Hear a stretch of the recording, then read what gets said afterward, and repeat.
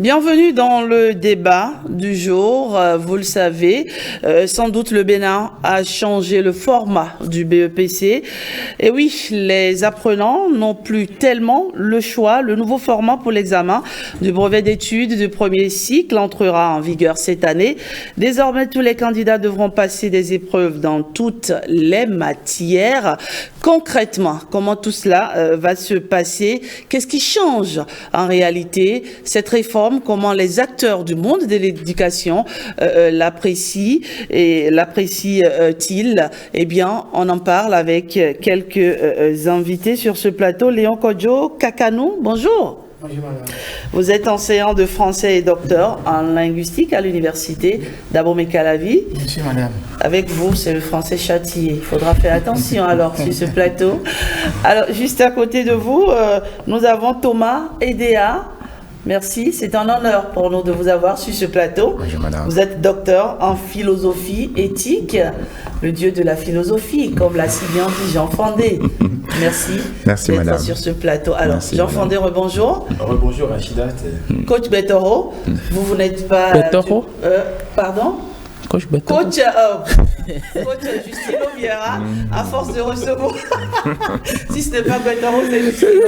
Alors, Coach Justino Vieira, vous n'êtes pas du monde de l'éducation. Vous nous apporterez donc sur ce plateau votre avis en tant qu'observateur, n'est-ce pas? Bien entendu. Merci à vous d'être sur ce plateau. Alors, Jean Fandé, qu'est-ce que vous pensez déjà de cette réforme du BPC au Bénin? Elle est plus que salutaire. Elle est plus que salvatrice. Sur bien des plans. Je partirai par un témoignage qu'un collègue de PCT, physique-chimie, bon, matière qui a été ma bête noire pendant ma formation collégiale. Eh bien, l'enseignant témoignait pour dire que par rapport aux années précédentes, cette fois-ci, quand il est dans une classe de 4e, de 3e et qu'il fait son cours, qu'il a constaté qu'il y a beaucoup plus de motivation, beaucoup plus d'attention, beaucoup plus de concentration à suivre son cours. Depuis cette réforme? Depuis cette réforme, depuis qu'on a commencé par projeter que bientôt on va composer dans toutes les matières. Et les professeurs d'allemand et d'espagnol n'ont pas manqué d'aller dans le même sens. Et là, vraiment, ça a fait rire tout le monde. Et puis, on s'est dit que c'est vraiment bien. Parce que cette histoire de matière facultative ou bien de matière relégable, au dernier rang, au bas de l'échelle, a souvent constitué, non seulement pour le système des goulots d'étranglement, puisque vous avez parfois l'impression, en tant qu'enseignant, quand vous savez que votre matière est pour certaines pour certaines filières facultatives, eh bien, vous êtes regardé de cette façon-là. Oui, vous êtes regardé et souvent, vous êtes regardé de haut. Vous êtes regardé de haut alors que c'est des apprenants qui doivent s'ouvrir. Alors, je pense que c'est salutaire parce que c'est maintenant qu'on est en train de faire effectivement ce qu'on peut appeler l'éducation. Parce que quand on parle d'éducation, ça doit prendre en compte toutes les possibilités de donner la formation véritable, la formation humaine à tous les citoyens pour faire de ces derniers des gens capables d'affronter tous les changements, tous les aléas de la vie. Tout à l'heure, par exemple, vous disiez que vous n'avez pas fait allemand. Mais si on faisait à la fois allemand et espagnol au secondaire, au moins vous aurez pu dire Guten Morgen, vous pouvez dire Habe dort gelernt, etc., etc. Donc voilà, c'est salutaire pour moi et puis c'est à applaudir. Thomas Edea, vous partagez l'avis de Jean Fandé. C'était attendu, il fallait le faire, il fallait oser le faire, vous pensez? Tout à fait madame.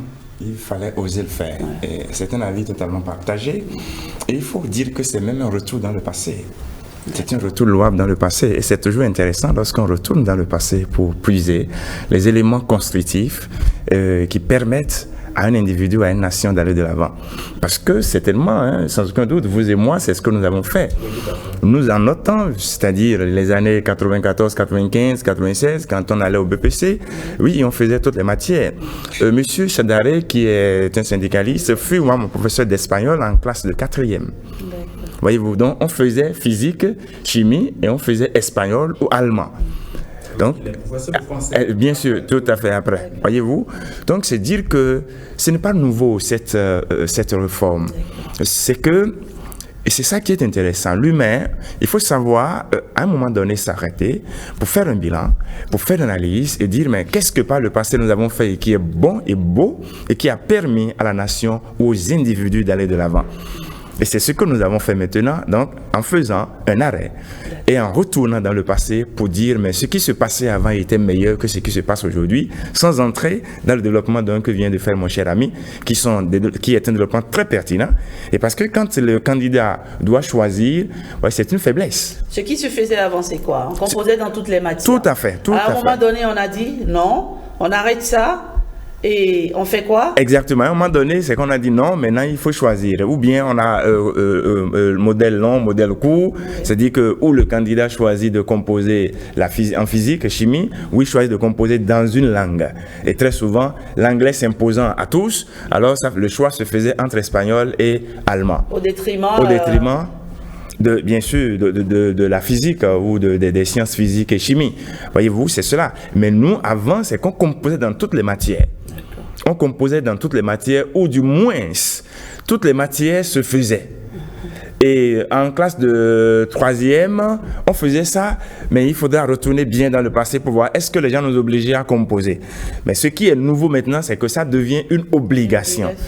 Vous composez dans toutes ces matières-là et en autant ça s'imposait à vous. Vous ne faites pas le choix. C'est que vous fassiez physique ou chimie ou que vous choisissez allemand ou espagnol, dans tous les cas, vous composez tout au moins en classe dans toutes les matières.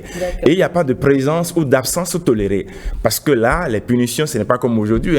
Donc, on pouvait sévir correctement. Ce qui faisait que le candidat ou l'apprenant était obligé d'être au cours. Mais maintenant, non seulement l'apprenant doit suivre toutes les matières, mais je crois que ce qui est nouveau, c'est qu'il est invité à composer dans cette matière au BPC et cela va bien figurer sur son relevé de notes, sur son parcours. Mieux, c'est intéressant parce que quand on connaît les langues ou quand on sait parler des langues, c'est une ouverture et c'est une opportunité aussi. Absolument. Voilà. Léon Kodio-Kakadou, votre avis sur cette réforme majeure du BPC? Oui, merci Madame Rachidat. Je crois que je dois apporter une caution positive au développement de mes prédécesseurs, puisque cette réforme est venue corriger beaucoup de choses. Et à toutes fins utiles, je voudrais rappeler les changements notables. Bon, les deux prédécesseurs l'ont déjà dit. Mais il faut reconnaître que le changement a été acté par l'arrêté du numéro 008 en date du 6 février 2024. Voilà. Signé par le ministre Kwaro Yves Chabi. À l'article 6, les changements intervenus sont les suivants. Il y a l'augmentation du coefficient. D'accord. Oui, en notant le coefficient était 15. Avec cette réforme, le coefficient passe de 15 à 17. Ça veut dire quoi? Que désormais, le candidat doit avoir au moins 170 pour être déclaré admissible. D'accord. Ça, c'est le premier changement. Le deuxième, la généralisation de PCT. C'est-à-dire que les candidats n'ont plus... La bête noire de certains. Voilà. Doivent composer dans toutes les langues. Dans toutes les langues. Enfin, en PCT. Ouais. Donc, ce qui induit sans doute la suppression de séries modernes longs et modernes courts. D'accord. Le troisième changement, c'est que ceux les apprenants qui étaient scientifiques, qui se disaient scientifiques, doivent désormais aussi composer soit en allemand, soit en espagnol. Soit en espagnol. D'accord. Ça veut dire que Il y a l'équilibre maintenant. Il y a l'équilibre. Et le dernier changement, je crois que j'ai déjà cité combien déjà? 3. 3. Et 4, la rallonge du calendrier de composition. Ça, c'est important, il faut rappeler ça aux apprenants. D'accord. Et avant, la composition se terminait le mercredi à 10h. Oui, à 10h. Et désormais, On commence lundi matin, Oui, on finit. Désormais, on finit et le mercredi à 12h. Le mercredi à 12h. Bon, c'est une rallonge de quelques heures. De quelques heures, 2 heures. 2 heures, c'est... Et donc, je crois que cette réforme doit être accompagnée. D'accord. Doit être véritablement accompagnée. Alors, tout à l'heure, mon collègue René disait que désormais, il y a une certaine concentration au niveau des apprenants. Oui. Maintenant, le problème, c'est au niveau de la pédagogie. D'accord. Est-ce que désormais, ces apprenants sont préparés psychologiquement ou bien sont prédisposés à suivre les sciences, la physique, La PCT. chimie et Très technologie? bien. C'est la grosse question. On va y revenir. Justino Vieira, Merci. vous qui n'êtes... oui. Vous savez, je fais mienne l'intervention de mes prédécesseurs, des professeurs et docteurs.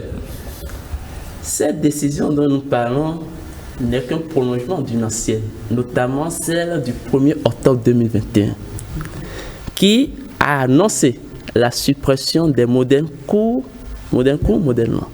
Première chose.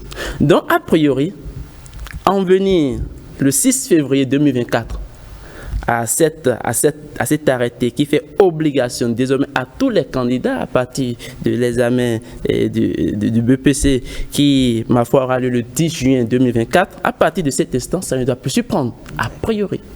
Mais le professeur EDA disait quelque chose tout à l'heure qui m'a intéressé et j'aimerais inviter notre conscience commune à réfléchir là-dessus. Le retour dans le passé. Alors, on faisait quelque chose, on a rompu à un moment donné pour instaurer des modernes, une forme, une nouvelle manière. Et nous revenons à l'ancienne. Faisons l'état des lieux. Interrogeons-nous sur les mobiles, les éléments qui ont poussé, qui ont incité ou peut-être même qui nous ont obligés à revenir à cette ancienne forme de composition. Et moi, en tant qu'observateur, quand je fais une analyse, je retiens 4 éléments. D'accord. Le premier, à mon entendement, c'est déjà ce manque d'aptitude, cette faiblesse des apprenants à étiqueter et se détacher de certaines matières. Moi, j'ai fait un choix, donc je n'ai pas connu cette période, ou du moins je n'étais pas encore en cette classe. Mais lorsque la majorité d'élèves que nous étions, nous choisissions les sciences physiques, le professeur d'espagnol était en griffe le parent qui n'a pas beaucoup d'enfants dans le collège. Enfin, quand il venait en griffe, on se disait, il vient pour un petit groupe d'élèves. Donc, a priori, je m'excuse pour ce que je vais dire, mais c'est pourtant la réalité. On dit, c'est un petit professeur, parce qu'il enseigne juste un petit groupe d'élèves. D'accord. C'est une réflexion biaisée. La perception. La perception, je parle de la perception. Oui, bien sûr. Parce que si nous sommes en 40, 50, à peine 10 ou 15. Et ça pouvait aussi frustrer les enseignants. Bien sûr, parce que la façon dont il n'y avait pas cet engouement, on ne courait même pas dans la cour pour aller le saluer, parce qu'il dit, ce n'est pas notre professeur. Non, on le voit peut-être comme un moins professeur. Première chose. Mais, deuxième élément, donc, cette décision donne davantage de plumes, refuse davantage les matières allemandes, espagnoles, dans une position assez confortable pour que désormais, moi je ne suis plus dans le cas, même si je traîne aujourd'hui des lacunes d'expression en allemand, mais ceux qui sont là comprendront désormais que c'est le procès de nous tous et c'est une matière à considérer, les langues. Deuxième point, lorsqu'ils viennent à la frontière du bac ou du baccalauréat, qu'est-ce que nous constatons? Nous constatons que la majorité, ceux qui sont dans des matières scientifiques, lorsqu'ils connaissent des échecs, rapidement, pour se donner une nouvelle chance, ils vont dans les matières littéraires. Donc ça veut dire quoi? On estime que les matières littéraires deviennent des ponts de rachat pour s'offrir une nouvelle chance avec toute la science qu'il faut d'un baccalauréat. Et ça renvoie à quelle image sont les baccalauréats les plus faciles? Si ton enfant passe G2, C, D et échoue, inscris-le en B, en A, tu vas voir, il aura plus de chance. Non, deuxième chose. Les autres, en fait, c'est toujours cette affaire de perception. On a l'impression que les autres, c'est des cracas. Et les autres, et ceux qui font les séries littéraires, ça ne facilite pas la tâche. C'est pas... Ça donne beaucoup de fil à retordre quand on est en série scientifique. D'accord. Et ce qui fait que on a plus d'étudiants dans des filières littéraires que dans des filières scientifiques. Mais il y a un enjeu, et c'est ça le troisième élément, l'insertion professionnelle des jeunes. Lorsque vous faites ces acrobaties pour finir par avoir votre baccalauréat ou vous faites votre filière universitaire, mais il y a un enjeu maintenant. L'insertion professionnelle, la demande sur le terrain. Le marché est, associons-y, cette politique du gouvernement qui a compris que le marché a plus besoin des compétences techniques, des compétences scientifiques. Mais en temps, les apprenants sont plus dans les filières littéraires. Il faut à un moment donné serrer l'étau pour les amener davantage à concilier les deux, pour être plus aptes en mesure de répondre aux exigences du marché. Alors, Thomas Edea, quand je suis un peu le raisonnement de Justino Vieira, on a l'impression que cette réforme vient permettre quand même, vient pousser les apprenants à aimer davantage les filières, les matières scientifiques. Est-ce que c'est vrai? Et à tous égards, c'est une réforme qui est utile et très intéressante.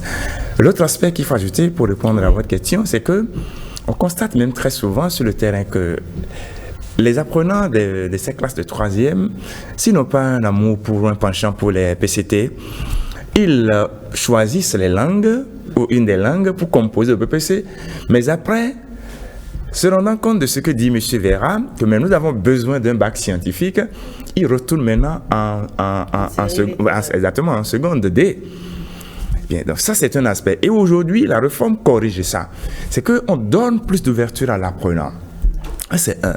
De deux, pour en venir à votre question, voyez-vous, toutes les séries se valent et s'équivalent.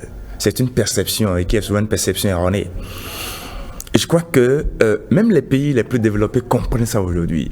Le monde est un tout. Toutes les compétences sont liées. Vous avez beau être un excellent ingénieur, un excellent médecin. Lorsque vous entrez dans la vie courante, lorsque vous avez envie de réfléchir, vous réfléchissez dans les langues. Et ça, c'est la puissance de la parole. Il n'y a de parole que par la langue, et il n'y a de langue que par la parole. Et donc, quel que soit ce que l'on devienne, quelles que soient vos compétences techniques, les langues sont utiles. Les matières littéraires sont utiles. Et ça, il faut qu'on commence par corriger ça. Il n'y a pas une prédominance d'une matière sur une autre? Pas du tout, pas du tout. Surtout tenant compte du marché de l'emploi? Vraiment. Mais la preuve, même lorsque vous voulez passer, regardez, les notices ou les documents que nous avons pour nous donner un peu l'indication des machines, des appareils, sont beaucoup plus en anglais. Et de plus en plus dans les pays développés, on vous fait obligation, même lorsque vous êtes dans des formations techniques, on vous fait obligation d'apprendre les langues. Et pas parce que je suis philosophe de formation, on vous fait obligation de faire de la philosophie. Et aujourd'hui, c'est démontré par tous les hommes de science que, tel que nous évoluons de façon technique là, ce qui va nous sauver après, ce qui va sauver l'humain, ce sont les sciences humaines. D'accord. Nous sommes d'accord. Et je voudrais apporter une autre précision pour montrer que les perceptions doivent de plus en plus, faut les corriger. Le bac littéraire paraît même le bac le plus difficile. Et ça, on n'en a souvent pas idée. Un candidat qui finit ses compositions, il peut vous dire, en série scientifique C ou D, il peut vous dire s'il est conséquent avec lui-même, il peut vous dire s'il sera admis ou pas. Mais le candidat qui finit les compositions en matière littéraire, ce n'est pas évident.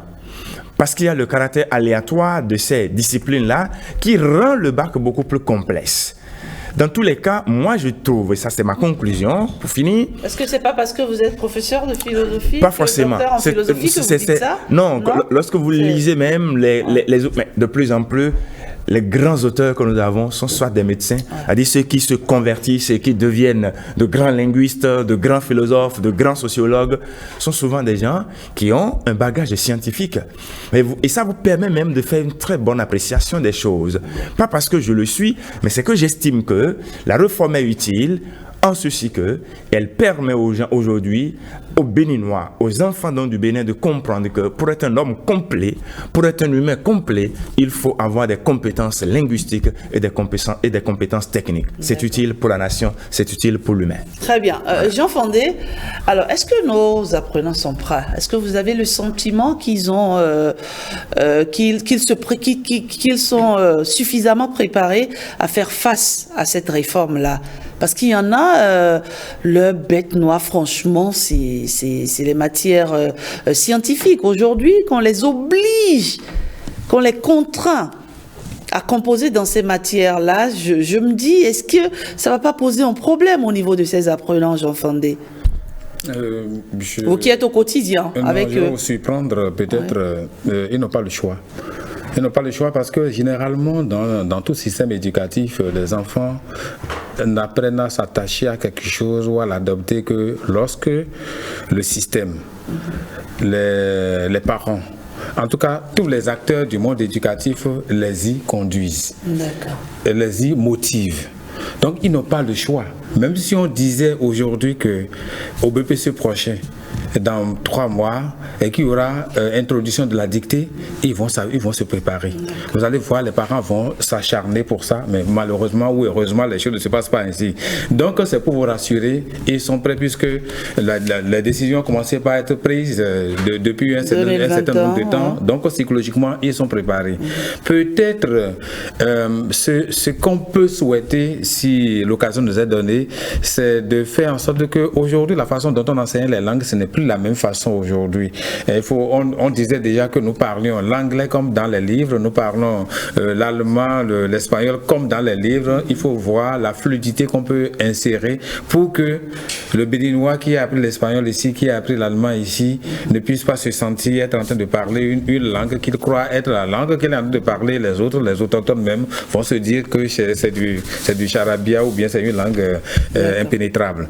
L'autre chose qui me plaît de souligner, c'est que un peu pas contrairement à ce que vient de dire mon collègue Edea, mais c'est pour dire que on a constaté que cette tendance à fuir vers les disciplines littéraires se marque de plus en plus, si bien qu'au baccalauréat, et c'est là que la lame a été donnée, on se rend compte que près de 60% des candidats choisissent les séries littéraires.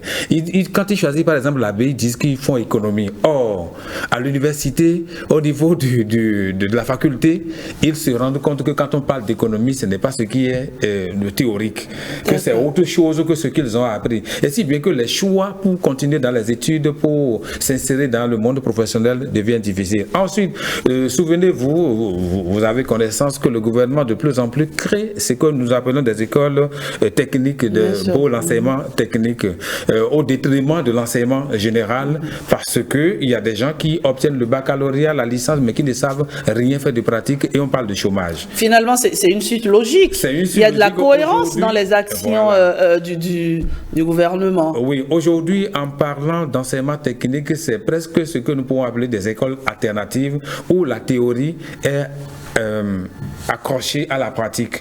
Et j'ai saisi l'opportunité pour rappeler la différence qu'il y a entre l'école de formation technique et l'école professionnelle. Par exemple, lorsqu'on parle de formation technique, l'enfant apprend la théorie, mais a l'opportunité d'ajouter en même temps la pratique.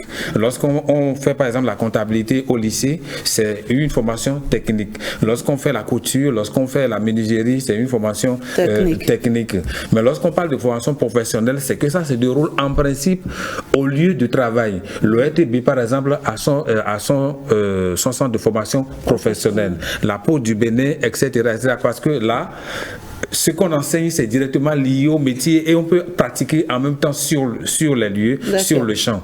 Et on constate que les critères pour parvenir à ces écoles de formation technique ou professionnelle sont de plus en plus filtrants pour ces apprenants qui vont prendre leur refuge dans les matières littéraires. Et si on dit avant d'accéder à l'école de formation professionnelle ou technique, il faut avoir fait les sciences, puisqu'il faut connaître un minimum pour prendre correctement la mesure de quelqu'un à qui on veut faire une tenue. Lorsqu'on veut faire la plomberie, il faut connaître le débit d'eau pour savoir le gabarit de tuyaux qu'il faut. Lorsqu'on veut faire la maçonnerie, il faut un minimum pour faire le dosage qu'il faut, etc., etc. Donc voilà, pour que nos apprenants, nos enfants aient les mêmes champs d'insertion professionnelle ou de formation, il faut faire ce qu'on peut appeler entre greffer une éducation de masse où tout le monde puisse avoir le même niveau. Ça va créer, je pense, une certaine harmonie intellectuelle au niveau de la nation. C'est ce que je pense. Alors, professeur Kakanou, il y a que la PCT devient obligatoire, le calendrier de composition du BEPC change. Est-ce que cela n'induit pas aussi une augmentation, on va dire, d'horaire de cours pour les élèves? Non? Tout à fait. Puisque les apprenants, enfin, ceux qui, les littéraires, qui ne faisaient pas la PCT, feront désormais la PCT. Et ça augmente le quota horaire. D'accord. Madame, à la suite de M. Fandé, par rapport aux avantages de cette réforme, je voudrais ajouter que désormais, tous les enfants béninois, tous les apprenants des classes ou qui désirent achever leur cursus en troisième ont désormais la possibilité, enfin, ont désormais des opportunités. Ouais. Parce que, par le passé, celui qui a eu le BPC moderne long, ne peut pas aller dans les lycées ou dans les écoles professionnelles telles que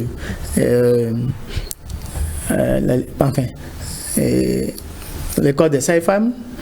De façon, ils sont limités. Mais avec cette réforme, je crois que ça vient corriger tout cela. Voilà. Et l'autre problème, c'est au niveau de l'amour pour la matière. Bon, je crois avoir suivi le DEC, et M. Roger Koudou Adimou, oui, qui disait que toutes les conditions sont remplies. Oui, je crois que dans ce sens, le gouvernement a fait un effort pour que toutes les classes, bon, je n'ai pas toutes les données en main, soient pourvues de professeurs de maths et de PCT. Et la pédagogie. Est-ce que les enseignants sont vraiment formés pour amener ces apprenants qui ont eu des affections? Moi, je parle de désaffection. Oui, oui. Certains pourraient dire de désintérêt. Mais lorsque les enseignants sont bien formés pour la cause, je crois que aisément, les apprenants suivent. Vont suivre le cours. Mais sur le terrain, la réalité est tout autre. Ah oui? Oui. C'est encore parce que ça moi, que j'ai quelques données où, oui, peut-être dans une classe de 53 élèves, la plus forte moyenne en PCT, c'est 8,67. Sérieusement? Oui. Et le dernier, la plus faible moyenne, c'est 1,17. Alors, peut-on dire que ces apprenants sont inintelligents? Donc, il y a un problème qu'on doit régler pour que les apprenants soient véritablement motivés. D'accord. Donc, c'est pourquoi je voulais, et lorsque le DEC disait que toutes les conditions sont remplies, oui, mais il y a encore à faire. Thomas Edéa, est-ce que vous partagez cette crainte de M. Kakanou? Tout à fait. Je partage, madame, maman, je partage totalement. La crainte, elle est constatable, elle est constatée sur le terrain. La question de la pédagogie est une question générique et elle ne date pas d'aujourd'hui. Elle se définit en termes simples comme l'art d'enseigner avec efficacité. Et pour enseigner avec efficacité, c'est que l'amour dont il parle, c'est d'abord au niveau de l'enseignant lui-même. Il faut qu'il aime la profession, il faut qu'il aime le métier, il faut qu'il aime les enfants ou les apprenants qu'il a devant lui. Et c'est d'ailleurs c'est même ça, le côté là, c'est même ça qui vous permet de vivre votre métier avec beaucoup d'épanouissement. Quand vous l'aimez. C'est d'ailleurs ça, madame, maman. C'est parce que vous aimez votre métier que vous êtes là. Ce que les gens vous payent ne sera jamais à la hauteur des efforts que vous fournissez. Je suis d'accord. Mais ce qui comble ce vide, qui ne peut pas être comblé par le matériel, c'est l'immatériel. Et l'immatériel ici, c'est bien l'affection, l'amour que vous avez à exercer votre métier. Et quand vous avez cet amour, quand vous avez cette affection pour le métier, la pédagogie rime avec. Et il est plus facile pour vous en ce moment d'aller à l'assaut des documents, d'aller à l'assaut, voyez-vous, des choses nouvelles. Parce que l'enseignant doit être tout le temps un inventeur. Il invente tout le temps des stratégies pour amener ses apprenants à aimer la matière, à travailler dans la matière. Puisque, dit-on, il n'y a pas de mauvais élèves, il n'y a que de mauvais enseignants ou de mauvais maîtres. Donc, il revient à l'enseignant d'être tout le temps dans cette dynamique-là d'invention des stratégies, de tout ce qu'il faut pour que les apprenants puissent aimer donc sa matière. C'est vrai qu'il y a un problème qui est général aujourd'hui, c'est l'amour pour la science. Ça pose un problème mondial. Et parce que vous constatez même la façon dont on pense aujourd'hui, ce n'est pas la façon dont les gens pensaient il y a 200 ans, il y a 300 ans. Les gens avaient déjà pensé à notre place. C'est le philosophe Goethe qui dit « Tout ce qui est intelligent a déjà été dit. Il n'y a qu'une deuxième façon d'y réfléchir. » Mais encore que pour y réfléchir, il faut être à la hauteur. Et la profondeur qui caractérisait les gens quand ils écrivent, ce n'est pas la même aujourd'hui. Parce que nous sommes aujourd'hui dans un monde de son et d'image. Et ça impacte négativement cet amour, cette affection pour la chose scientifique. Et il faut travailler pour qu'on y arrive. Et il faut que, de façon pratique, que les enseignants en classe, face à les apprenants, soient même des modèles. Des modèles, c'est-à-dire des gens qui aiment eux-mêmes, voyez-vous, la chose scientifique, qui aiment donc leur matière, qui aiment leur profession, pour amener les enfants à aimer aussi cette matière-là. Et il faut surtout qu'ils se réinventent, parce que je pense qu'il est bien loin ce temps où le professeur de mathématiques ou de PCT inspirait, on va dire quoi, inspirait la peur, inspirait la crainte, parce que quand on voit le prof de maths, on se dit celui-là, il badine pas, il joue pas. Je pense que les enseignants aussi doivent prendre la mesure de tout cela et se réinventer, Justino. Bien sûr, la nécessité de la réinvention. Vous savez, nous ne sommes pas pour autant loin du secteur éducatif. Parce que, coach que nous sommes, il y a ce qu'on appelle le coaching scolaire, qui nous amène à la veille des examens ou bien périodiquement avec certaines autorités de collège, de faire des séances de coaching dans les collèges. Et lorsqu'il arrive le moment de désigner des candidats ou bien des représentants du collège, le constat est le suivant. La plupart du temps, l'administration nous envoie des élèves qui sont dans les filières littéraires. Parce qu'il faut là faire un pitch et aller livrer et aller et présenter. Ça veut dire quoi? On estime qu'il y a déjà une catégorisation. À la fin, vous avez présenté un pitch, oui, donc on n'a plus besoin des littéraires. Et ça dit que l'élève qui est dans une série C, qui est dans une série D, n'est pas apte pour faire un tel exercice. Vous me pardonnerez cette intrusion, je ne vous prends pas la parole. Mais j'ai remarqué, moi, que pour être bon en maths, franchement, il faut avoir une base littéraire assez solide. Tout à fait. Parce que la maths, c'est voilà quoi. La maths, c'est la maths. C'est la science. Et comme le disait le professeur, ça s'exprime. Si vous êtes... l'analyse, le raisonnement, la cohérence, tout ça doit être rendu en français. Donc la maîtrise un bon niveau en français est rassurant. Mais aujourd'hui, nous sommes dans une nécessité de concilier les deux. Moi, je suis de ceux qui pensent, et je le dis peut-être, c'est peut-être discutable, mais pour moi, la langue ne doit plus être une spécialité de nos jours. La preuve, on nous demande à nous tous d'être bons en anglais. C'est vrai. Avant d'être spécialiste, il faut être généraliste. Mais aujourd'hui, l'anglais, c'est un peu une question de c'est moi qui ai fait l'anglais à l'université. Ça s'impose à nous tous. Et quand vous voyagez, vous le constatez. Hein? Ça s'impose à nous. Si vous n'avez pas quelques notions d'anglais, vous bien vous retrouvez sûr, dans les bien aéroports sûr. avec votre traducteur. Sur Google. Et c'est pas gay, quoi. Et même la dimension holistique. Nous, nos professeurs nous disaient souvent, l'étude finit en terminale. Et c'est bien après que moi-même j'ai compris pourquoi ils nous disaient ça. La base intellectuelle se forme au secondaire. À l'université, vous spécialisez, vous faites des études de spécialisation. Et donc, tout ça rentre en ligne de compte, la capacité holistique, la connaissance transversale de l'individu que nous formons, tout ça c'est au secondaire. Donc on ne pourrait plus permettre à ce qu'il y ait un apprenant qui se définit, moi je ne... Physique, ce n'est pas mon affaire. Physique, c'est mon ennemi, c'est ma bête noire. Non, nous devons travailler à déconstruire et je pense que toute la pertinence, le bien fondé de cette réforme est justifié à ce niveau. Aujourd'hui, le besoin est clair, le marché, on a besoin des hommes métiers. Quand on dit hommes grand H, hein, des humains métiers.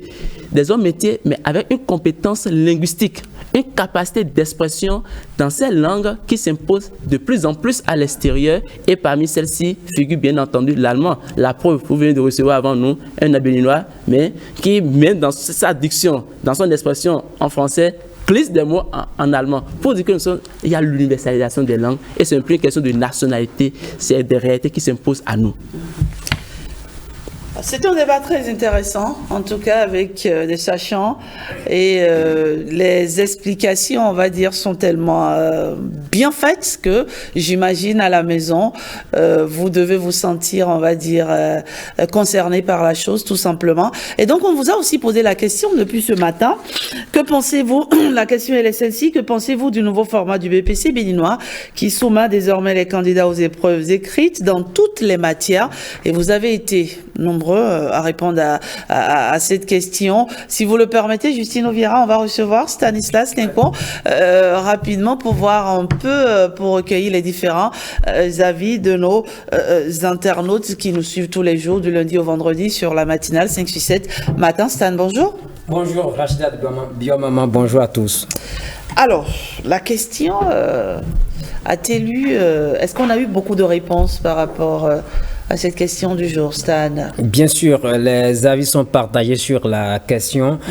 C'est une bonne initiative, c'est une bonne réforme, on dit, nos amis internautes. Néanmoins, certains souhaitent que l'État forme plus au métier à partir déjà de la classe de 6e, de sorte qu'après le BEPC, ceux-là puissent s'auto-employer s'ils désirent. Voilà en résumé ce qu'on pourrait dire.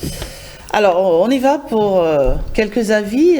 Oui, et nous retrouvons dessous Joseph Ganhouzo qui affirme « Je ne pense pas que le format vienne régler un problème au niveau des enfants à l'examen du BEPC. Il fallait non seulement inclure les métiers professionnels artisanaux que vous savez, mais aussi mettre un mécanisme en place qui permet de déterminer le talent de l'enfant. C'est-à-dire, il peut y avoir, par exemple, des grands joueurs de football parmi nos enfants, des vrais artistes de tout genre. Pensons dans ce sens.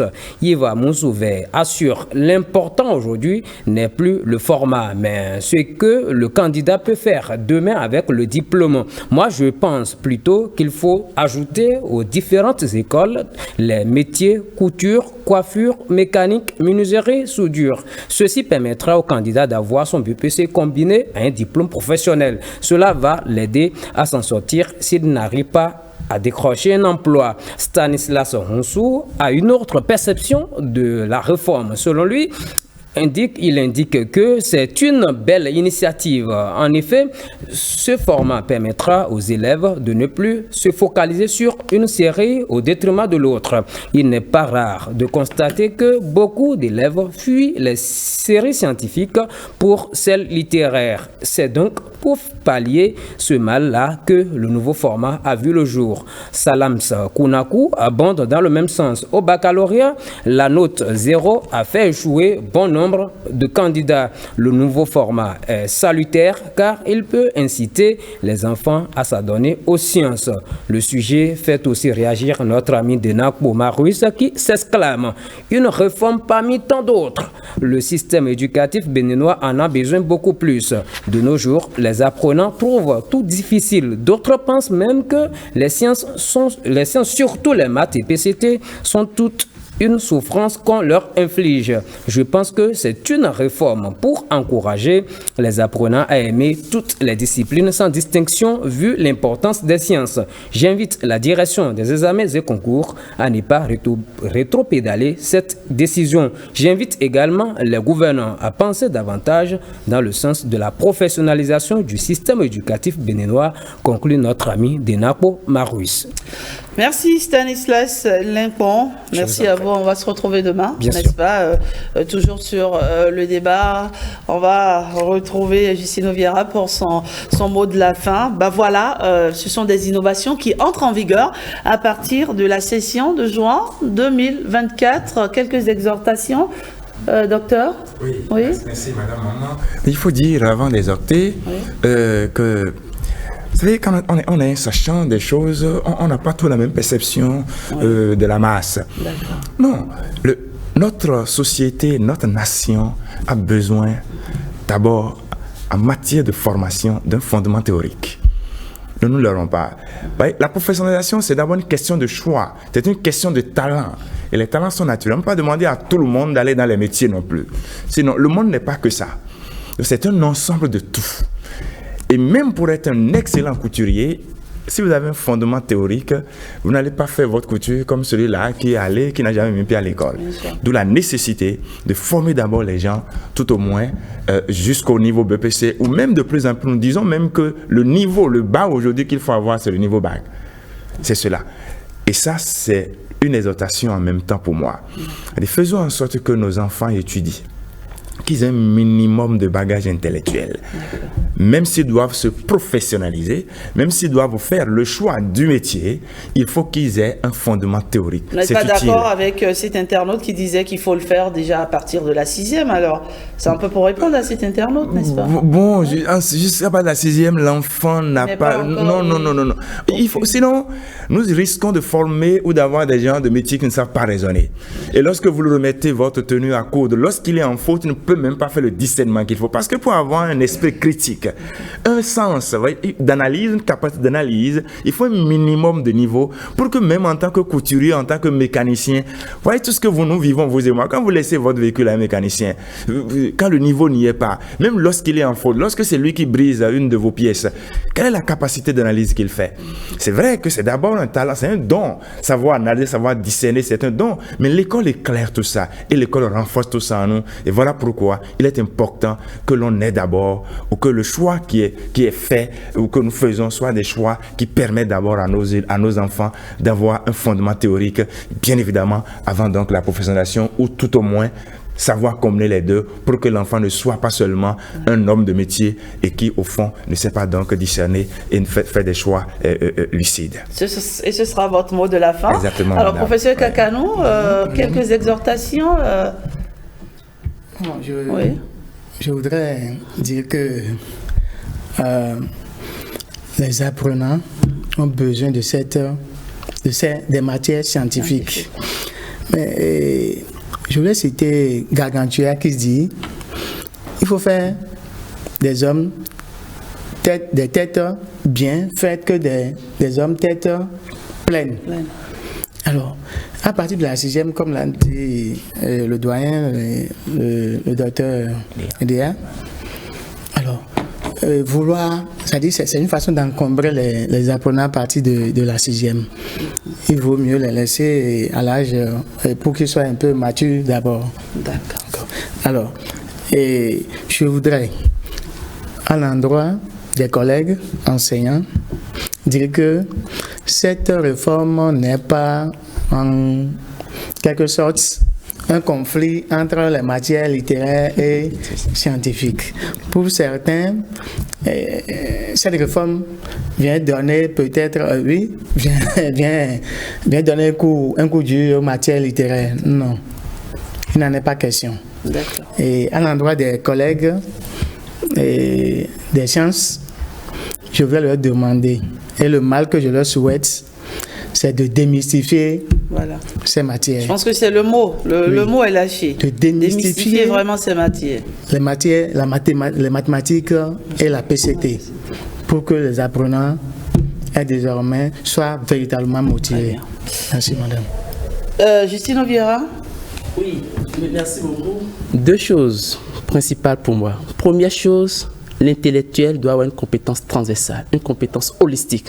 Vous le prenez en sciences, il a son mot à dire. Vous le prenez dans le domaine de la littérature, il a son mot à dire. Je ne leur demande pas, je ne demande pas d'être des experts. L'expertise, c'est dans la spécialisation, mais au moins un minimum. Que celui qui est titulaire d'un baccalauréat ou d'un brevet d'études de premier cycle, lorsqu'on le voit en termes de niveau, qu'on voit vraiment, il a le niveau. Que ça ne soit plus des papiers pour sanctionner un certain nombre d'années d'études. Première chose que je voulais dire. Deuxième chose, il a l'enjeu du marché de l'emploi. Le marché de l'emploi, nous avons besoin des hommes métiers. Mais on ne peut pas être homme métier sans être homme des langues. D'où la nécessité de concilier les deux. Jean-Fandé? Rapidement. Non, je disais simplement qu'il faut aller dans ce sens parce que quand on est grand, on n'a pas peur de se dédire. Parce que refuser de se dédire, c'est accepter la perdition. Il faut aussi ajouter d'autres éléments qui puissent continuer de faire du Bénin le quartier non seulement latin de l'Afrique, mais de l'univers. On a besoin effectivement de ces matières littéraires. Vous voyez, comme il a dit tout à l'heure, dans les autres pays, ce sont les plus intelligents qui fabriquent les appareils, les voitures. Mais chez nous, c'est celui qui ne peut plus raisonner correctement à l'école, c'est à lui qu'on demande de réparer. Or, la réparation est plus compliquée que la fabrication. Donc, il vaut mieux encourager nos apprenants, nos citoyens à s'investir davantage dans la maîtrise des matières scientifiques, sans oublier la base, le background. J'ai l'habitude de taquiner les professeurs de philosophie en disant, vous dites que la philo, c'est la racine des matières, mais le français, c'est le terreau qui nourrit cette racine. Donc, on a besoin tout à fait des matières littéraires, autant des matières scientifiques pour un équilibre parfait. Débat très enrichissant, il faut le dire. On retient qu'il faut démystifier les matières scientifiques et surtout, un mot à l'endroit de nos professeurs, hein. N'ayez plus ce visage dur, serré. Non, franchement, ayez des visages agréables. Moi, franchement, j'ai été un peu traumatisée. Hein, je l'avoue très honnêtement. Soyez souriants et trouvez la manière, la formule, un peu comme les profs de philo le font. Un peu, franchement, il y a la plupart des profs de philo, c'est pas parce que Dr Idéa est là. Hein, la plupart des profs de philo sont... Et ils ont la manière pour enseigner. Allez, merci à vous. Merci. Et à très vite sur 5-7 matin. C'est l'heure pour nous d'aller à la quête de l'actualité sportive. Et aujourd'hui, ce sera avec Blaise Adampo.